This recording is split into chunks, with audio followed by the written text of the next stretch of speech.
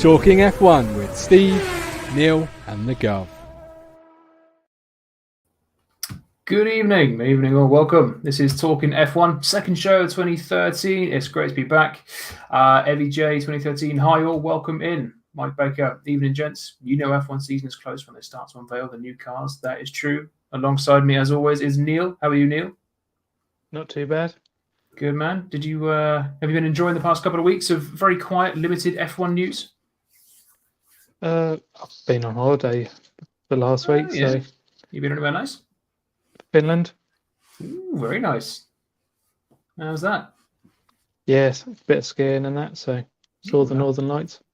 Nice. You didn't happen to see a rogue Valtteri Bottas or Kimi Räikkönen skiing around? No. I must admit I did hear a Finnish person talking, and it did remind me of when Valtteri talks. They always sound very deadpan, the Finns. I don't know if it's just the way they are. They're always sort of very sort of monotone and very like, yeah, great, I'm world champion, fantastic. They need that emotion. I can't imagine Bottas just going absolutely crazy, apart from when he says, "To whom it may concern, F you." But yeah, well, you're back in another. Sorry, carry on. Yeah, I think Valtteri's more get up and go than Kimi is. His really just quiet. Yeah, Kimi was very, very laid back. Mika wasn't overly dramatic either, but yeah, I think it's just the Finnish way. And also, I've got to say, have you seen just over my left-hand shoulder there? It's finished. It's wall-mounted. It's built. The Lego McLaren is up. It's so I'm nice. waiting for it to fall down. I'm just waiting for that point. Oh. I was very nervous after I put it up. It's been up for just over a week now, and it's doing okay. So I hope it stays. Crash test. Yeah, but yeah, we'll see. No, it's great. It's great. EVG, I'm doing very well, thank you. Hope you're doing very well as well. Ben Hobbs, evening, welcome in. We hope you're all doing well, of course. We are here to discuss all the latest goings on with Formula One. It's been a relatively quiet couple of weeks, I think, because we obviously didn't do it last week. It's been a couple of weeks since we have. It's quietened down a bit. We've had all the sort of team principal silly season. That's pretty much been and gone now. Everyone has been appointed. Alfa Romeo have appointed their guys. But of course, the big talking point is, we've had the first of the new 2023 cars. Well, 2023 liveries. It was on a 2022 car, but Haas, or MoneyGram Haas F1 team, as they are now known, thanks to a brand new title sponsor, the third time lucky, I think, with Haas and title sponsors, following Rich Energy and Uralkali, they have unveiled a first glimpse of their car. And I don't know about you, Neil, but I really, really like it. Yeah, I think people on this channel know that I'm not a big fan of Haas, but yeah, this livery is pretty good. It's I didn't really know what to expect. I don't know, because Haas have largely stuck to a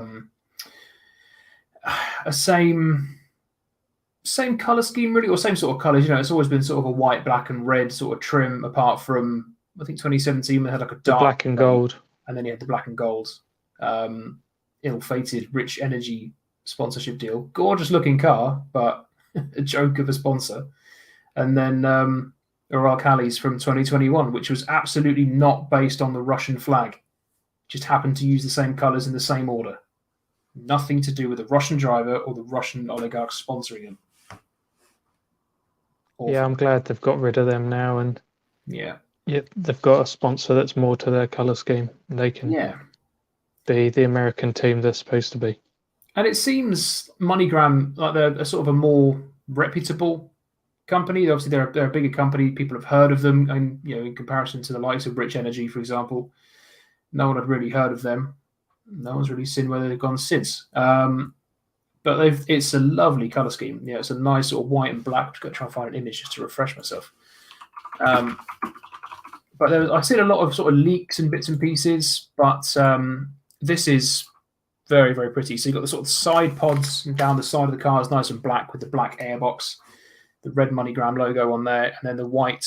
So it looks like white silver running over the top of the car, which looks really, really nice with the red trim as normal. If it's as quick as it is pretty, I think they'll do all right. I have to agree. It is a good looking car, and with a bit of stability with the money, then hopefully they can do something with it.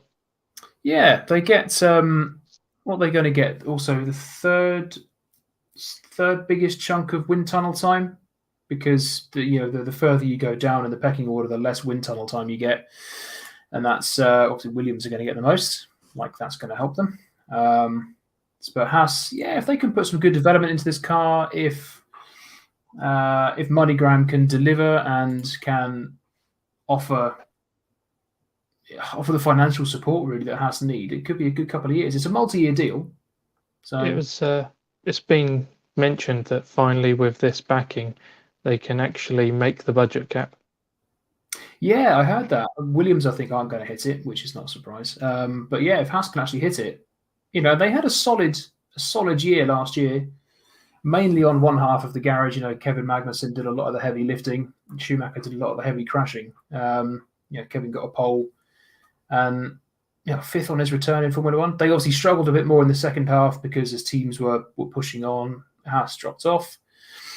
But last year's car I found quite pretty as well. After they got rid of the stupid sponsorship that wasn't Russian, of course.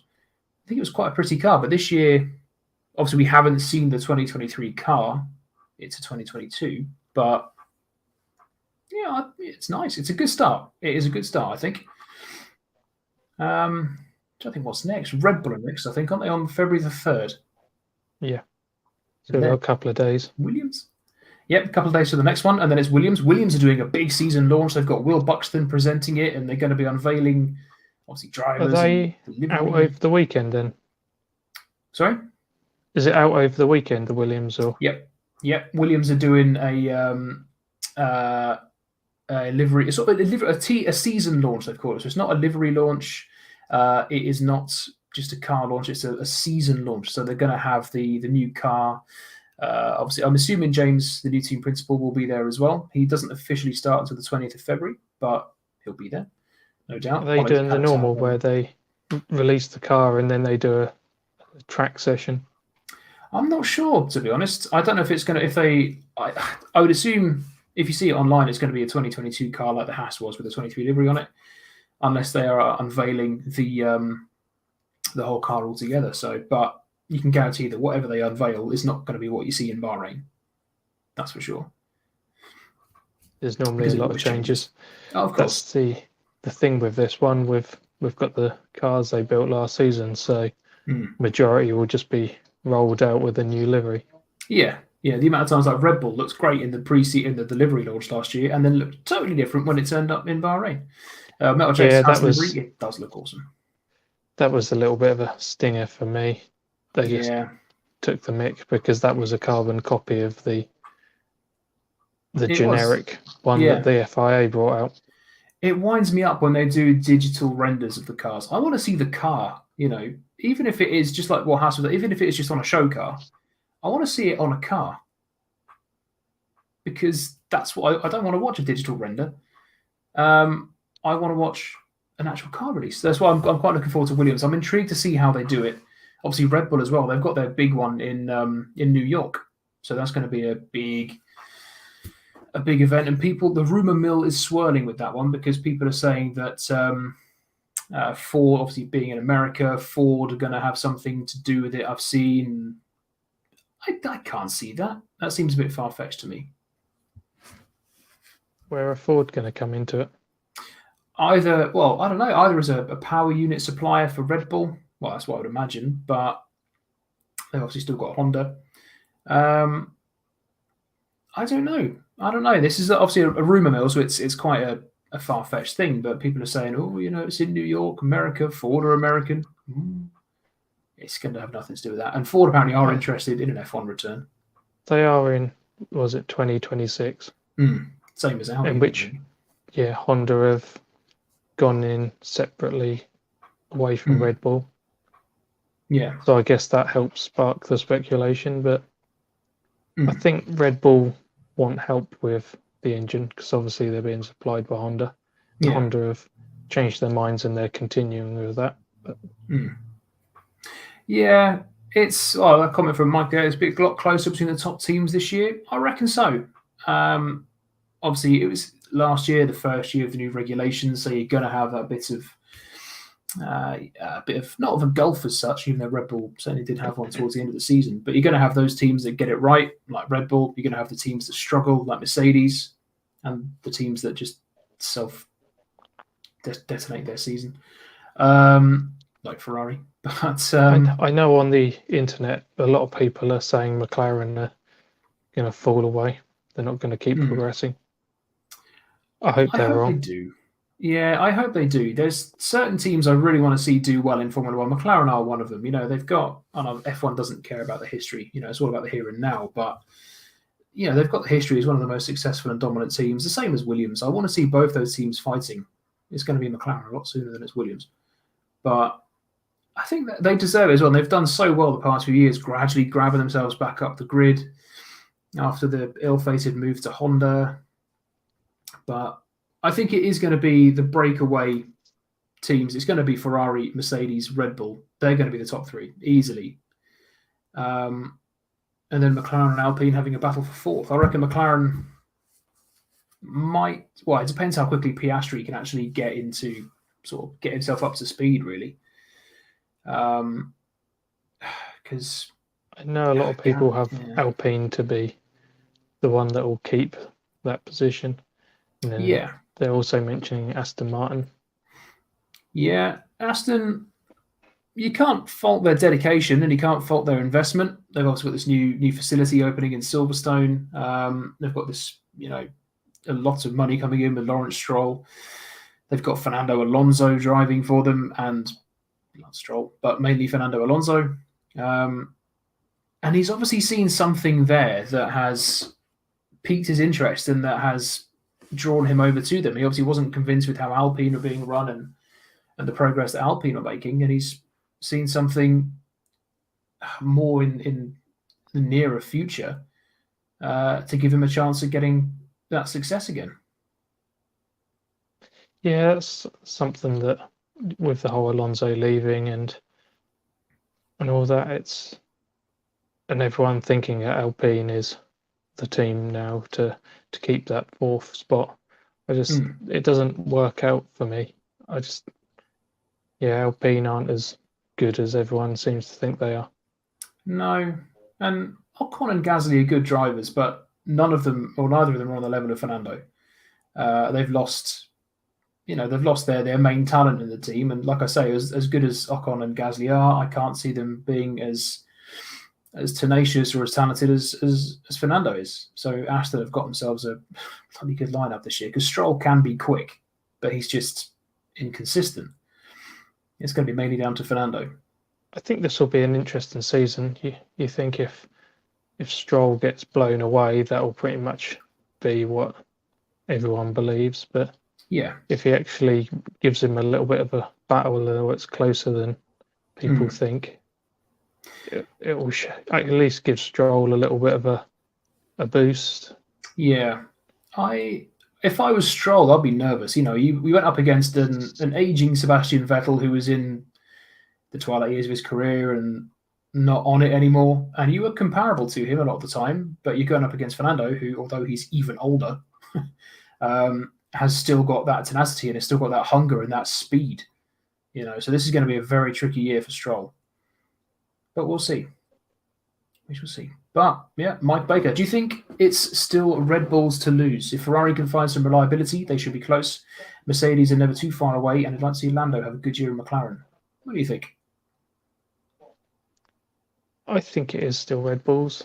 I just have this little feeling in the back of my mind that Mercedes are going to just end up bringing this development on this season that they couldn't last season through the cap, and it will just level the playing field. Yeah, no, I agree. It's going to be the big three teams that break away again. Red Bull are going to start the season strongest. I've got virtually no doubt of that. It's whether Mercedes have really got to the bottom of the issues they had last year, which they started to do towards the end of last year, when you can see how competitive they were getting, especially in Brazil with Russell.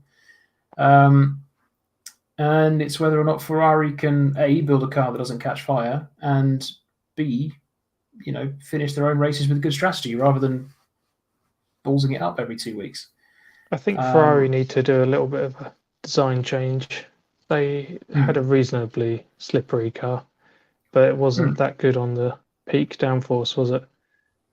No. So setup wasn't optimal. The main thing is the 30 horsepower they had to give up because of reliability. If they can sort that, then that's 30 horsepower they'll gain back. If they can gain that back, then brilliant. And the car was quick in qualifying. Charles Leclerc got the most pole positions out of anyone last season, which when you look at it is insane. And they were quick over one lap, mainly in his hands. But over the course of a race, it was Max Verstappen and Red Bull who just absolutely blew everyone away. And they need to work on their sort of long run pace. Yes, that wasn't helped by the fact that sometimes the car caught fire and Ferrari decided to sabotage their own chance of success. But if they can, sort out the downforce issue with the car, if they can get that horsepower back, and I think they're going to be hungry this year. They've got a new team principal. They're going to be hungry. They're going to want to make up for the failures of last year. I wouldn't bet against Ferrari being second to Red Bull, certainly at the start of the season. I have an inkling it's going to be Red Bull just about, then Mercedes, and then Ferrari. Okay, it's going to be close. I think if the others get closer, I think that Ferrari will be closer to battling with them than they will the top. I just don't have faith in them to improve what they've got. Every year I try and find more faith in Ferrari, and it always gets let down. Although, at the start of last year, I thought, here we go, finally Ferrari are living up to their potential. I wonder if we know what they can do. And then it all just fell away from there. Anyone who is a dedicated Ferrari fan, I feel very, very sorry for you. And I feel nervous for you at the start of every season. I come into an F1 race with low expectations. I'm going to be ecstatic if my team finished 10th. So I feel sorry for every Ferrari fan. You'd think that most people that love Ferrari of the younger years, they'll just remember between 99 and, was it 2005? No, 2004, when they were absolutely on it. That's it. I look back with fond memories of those days, the late 90s, early noughties, where Schumacher just blew everyone away, and the Ferrari was gorgeous for a start. That era of Ferrari, it was so pretty. And then I still think that the 2000 model was one of my favourites. Yeah, the noughties Ferraris were insanely pretty. And when you had drivers like Schumacher and obviously Barrichello at the helm doing a very good job as a number two, they just blew everyone away. And a lot of older F1 fans would know the Ferrari struggles because they went so long before winning again when Schumacher finally did. The 80s, the 90s were a struggle, but the younger fans will know Ferrari from Schumacher, Barrichello, and they won't be used to this struggle, really, which is... What about Eddie Irvine? Crazy. Eddie Irvine, yeah. Brilliant driver. But to be fair, I can sort of relate as a Williams fan. I don't remember the success that Williams had in the 90s, but I remember at least winning races and getting podiums and poles in the early noughties.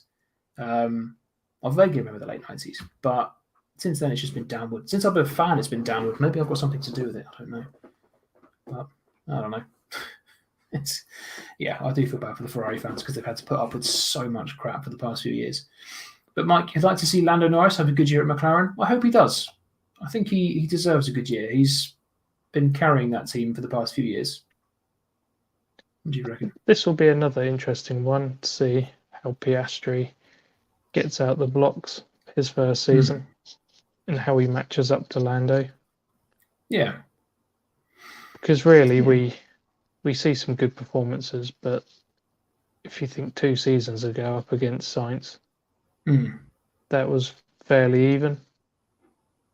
Yeah. Has Lando pushed on, or was Ricciardo that bad?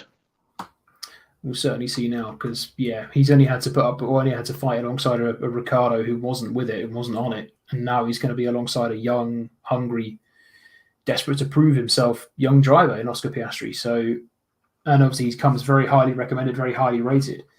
It's going to be a good year for him to really push himself. Could be interesting. Yeah, very much so. I want him to be good. Yeah, for the sake of the team. Yeah, I know last season a few fans felt that Ricciardo was pooped on with the strategies. So let's hope that if they have two reasonable drivers, they'll end up tripping over each other now and again, and let's hope the strategies don't mess up. These could be key for McLaren getting fourth over Alpine, because like I say, Ocon and Gasly, good drivers, but I don't think I'd rather have the Norris and Piastri rather than Ocon and Gasly. I think as much as I like Gasly, especially, I'd rather go for the McLaren lineup. I've never been a fan of Ocon. Gasly, I liked him 2 seasons ago, but he tailed off last season. The AlphaTauri last season was dross, but yeah, it was a very big contrast to 2020 and 2021 Gasly. When he won the race in Monza in 2020. This is polar opposite. So I glossed over a comment there from Metal J. Sorry, it was on the bottom of the screen. So we have got the car launch date. So February 3rd, the next up is Red Bull. And then 6th of February is the most anticipated one for me, which is Williams. And then next day, Alfa Romeo. 11th is going to be AlphaTauri. The 13th, you got a dual release date, Aston Martin and McLaren. That'll be very, very good. I'm intrigued with Great day, that one. That'll be a good one. Valentine's Day, you've got Ferrari, so you can either take your loved one out for a meal, or you can sit at home and watch Twitter feed and try and get the new Ferrari. I know what I'd rather do, but don't tell her. And then the 15th, it's going to be Mercedes, it'll be interesting to see if they do stick with their sort of zero side pod design, or if they go to a more conventional design. And then 16th, last, is going to be Alpine, which not really ending on a high, but it's got to be done. So I'm intrigued to see how many actual cars we get, how many digital renders we get, how many show cars we get. I think we should do big reveals. Remember, was it years ago when McLaren had like the Spice Girls at their car reveal and everything like that, and it was a big old show? Just do that again. That was brilliant. Make an event of it. The good old days. Yeah. In Jordan, when they had their car in, was it the Red Square? Maybe can't go there and do it, but And then there was it McLaren? I think it was McLaren again years ago when they had Jenson Button and Lewis Hamilton building the car, so fans could see it coming together. That was brilliant. Make an event of it, because it just doesn't seem that, I don't know if the budget cap's got something to do with it or if it's just too expensive, but seeing a new Formula One car, it used to be a big thing. It used to be, this is what kicks the season off, and now it's just like, oh yeah, here you go. This is the digital car. Would normally be the car as well. Yeah, the actual car. But now it's like, yeah, this is the livery, but it's on last year's car. We don't want to give too much away. Or here's a digital picture of it that might get leaked. There's not enough fanfare over a car launch anymore, which is a shame, because for me, it's what I really look forward to. It kicks the season off and it builds that excitement. And you miss it. I don't know. I'm excited. I hope we get some different takes on it, but I don't think we will. Don't know how you feel about We'll it. see. Yeah. I'll keep positive, but yeah, try and remain positive. We both know it's going to be the 22 cars with new liveries. Yes, as much as I try and hold hope. Mike Baker, even though I'm a Mercedes fan, I think any F1 fan wouldn't mind Ferrari at least winning the Constructors. Everyone's a Ferrari fan, even if they say they're not. I think everyone's got a soft spot for Ferrari at least. I am now the underdog, and they've been failing for so many seasons. But in my heart now, I started Formula One with McLaren being my team, and Ferrari trying not to be on top, and it's stuck in me. I just can't get away from that. No, that is fair enough. It was, I suppose, similar when I started watching it. Late 90s, early noughties. You had, Ferrari were the dominant team, and it was always, I was trying to see my team, my Williams team, beat Ferrari, and it was always the blue and white cars coming in second and third behind the red ones, or the silver and the black Western McLarens. It was always that fight that Williams and McLaren had behind Ferrari, and I always wanted those red cars to bugger off so my team could win a race or two. But I do love a bit of Ferrari. I'm a big Charles Leclerc fan anyway, but yeah, everyone. I wouldn't begrudge them a championship or two. Absolutely not. And it would be a bit different as well because it's been Red Bull and Mercedes for so long. Yeah. Ferrari haven't won since 2007. Kimi, I think, wasn't it? The thing with Ferrari now, their driver lineup, neither driver is someone that anyone particularly has a grudge against. So no, I don't think it's possible to dislike Charles Leclerc. He's just a nice guy. Or Carlos. They're both just really nice, genuine guys. Like with Hamilton, obviously he divides opinion. People like Alonso divide opinion. Verstappen as well. You get people who hate them with a passion. You get people that love them to death. No one hates Charles Leclerc or Carlos Sainz. I guess it's hard to be in the sport as long as Lewis has at the top. Mm-hmm. Be in the limelight like he has without winding someone up. No, you've seen it from so many, haven't you, in the past? You saw it from Senna, Prost, Schumacher, Alonso, now Verstappen. You're going to get those drivers that do wind people up. But I can't imagine Charles Leclerc or Carlos doing anything that would actually wind someone up apart from each other or the team. But I don't know. I think it would be nice to see him win every now and then, Mike again, Danny Rick hung out to dry a little at McLaren. Yeah, he did get the brunt of the poor strategy calls, it seems. I just hope we see him back in a Formula One car soon.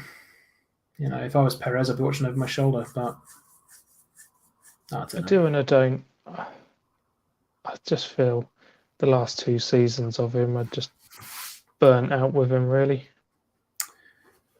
I did start to get tired of. He was trying to remain optimistic and obviously smile through it, but it's like, mate, you're obviously not happy. Just tell us. Stop smiling. And a year could do him, a year or two, however long he's away, could do him good, and he could come back to maybe not the Danny Rick of sort of 2014, but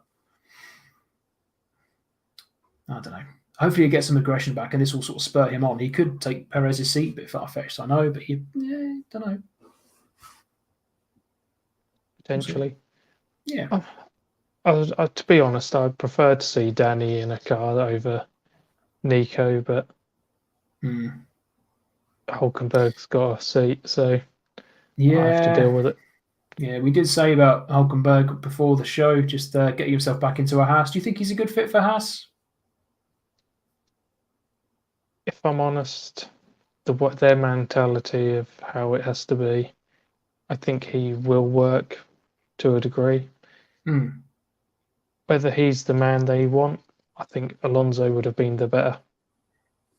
If, Alonso would never go there. Just too far drop down the grid. But for what they want out of a driver, experience, know what they're going to get, really pull results out of the car.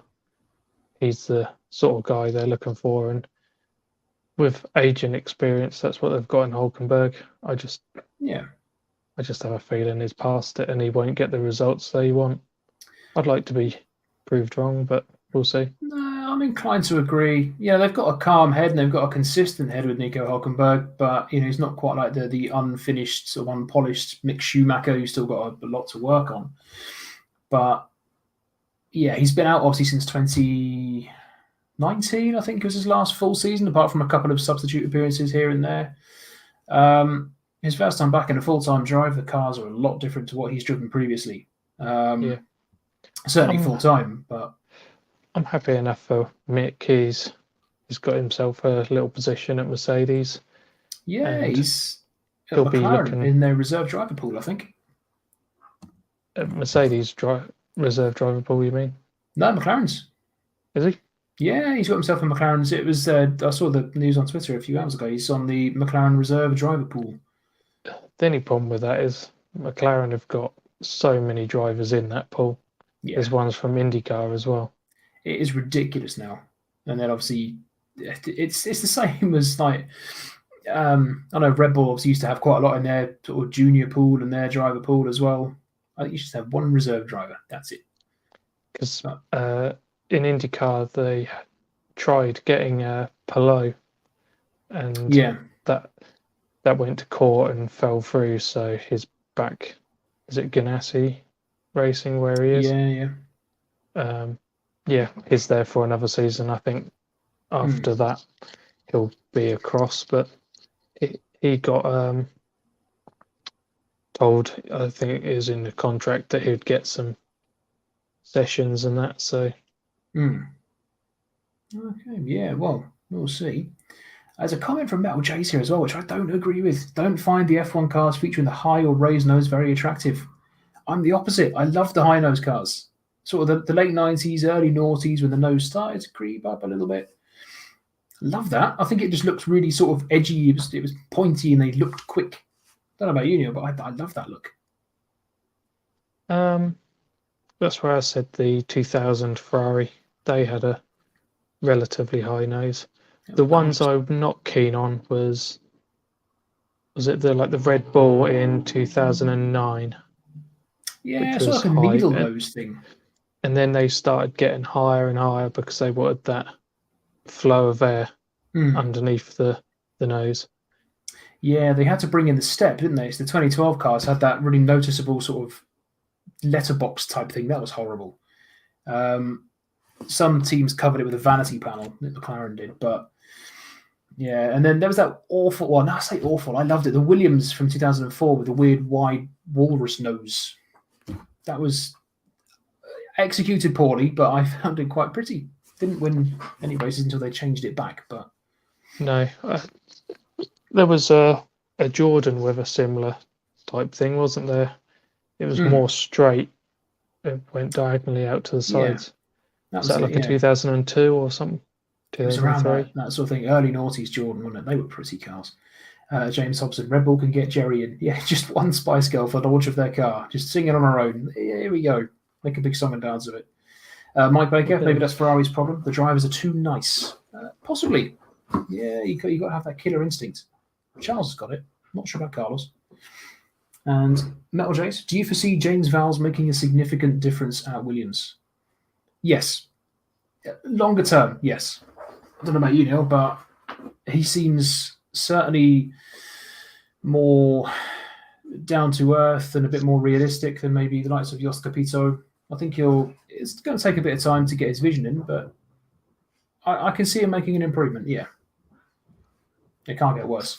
And I know it's mostly media stuff, but I'm yet to be convinced on how long-term Dalton are, and I guess because they didn't want to sell up to Porsche or whoever, they're showing a little bit of fight and willing to be in the sport, but the way Capito was pushed out and some of the talk, I don't know.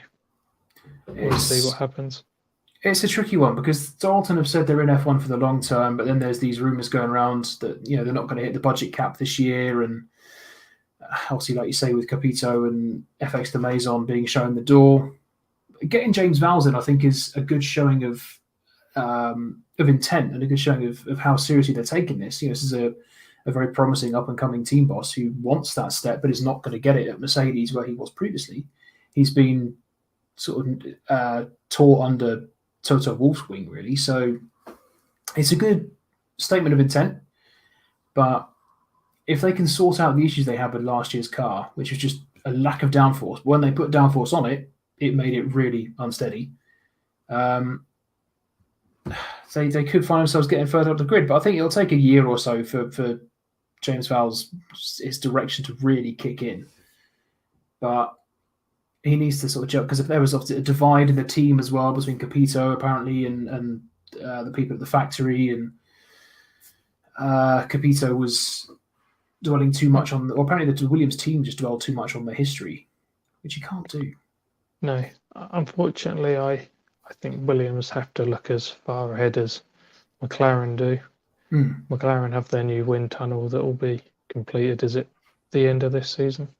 Yeah, operational for 2024 apparently, so they say. So that might take 2 seasons to show anything. So might even be the new regs in 2026 before you see any real progression from it. Yeah, absolutely. I think McLaren and Williams, more so Williams, they're very long-term projects. They've both made it clear they want to get back to the front where they've obviously spent so many years dominating the sport. But McLaren will get there sooner.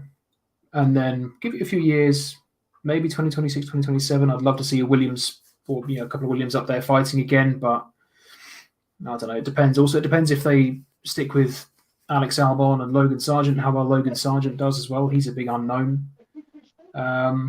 Doesn't quite have the same fanfare that Piastri does, but I don't know. I'm excited. I'm very excited for this season as a Williams fan. I'm not going to get my heart broken again, but I'm used to it. I've had over 10 years of it. But there we go. Well, I think we have come to the end of our little Formula One pit stop. So obviously we'll have other car releases. My door has opened. There's a cat. The door opens by itself. So we are going to be back 7:15 next week. Obviously, we've got a few more car launches between now and then, so it'll be nice to see if we do get any actual cars or if they're just stupid releases, digital renderings. So thank you very much. Talking of cats, did you see the Top Gear episode with Postman Pad and his cat? No. It was a taxidermy cat. Oh, no. You'll have to go and look for it. I'll have to try and find that in a bit, yeah. Oh, fantastic. Well, thank you all very much for watching. Thank you all for the chat as well. No, Williams and ITFC have not been kind to me over the recent years. You get these people that support the top football teams and Mercedes, and they're having all the glory. And there's me celebrating over a 10th place finish and willing my team to get into at least the playoffs. But we never know. It's going quite well. Impressive draw with Burnley as well. So there we go. But thank you very much for watching. We'll see you again next week. Thank you for getting involved as well. It's been absolutely awesome. Your comments tonight have been fantastic. We'll see you next week at 7:15. We'll have more car releases to go over. I have been Steve. He has been Neil. Thank you very much for watching. And we'll see you next week.